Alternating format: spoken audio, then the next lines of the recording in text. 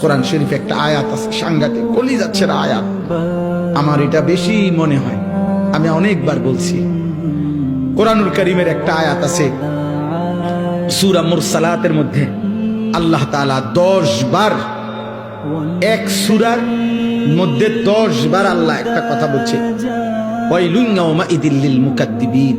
আল্লাহ বলে মিথ্যাবাদী নাফরমানদের জন্য সেদিন জাহান্নাম, জাহান্নাম, জাহান্নাম, জাহান্নাম, জাহান্নাম, জাহান্নাম, এভাবে 10 বার এক সূরার মধ্যে আল্লাহ বলছে। বলার পর শেষ, এই সূরার শেষ আয়াতটা আল্লাহ তাআলা একটা কথা বলছে, বান্দা ফাবিআইয়ি হাদিসিন বাদাহু ইউমিনুন। আমার বান্দা, আমি আর কতবার বললে তুমি বিশ্বাস করবে? বুঝেননি? আমি আর কতবার বললে তুমি মানবা?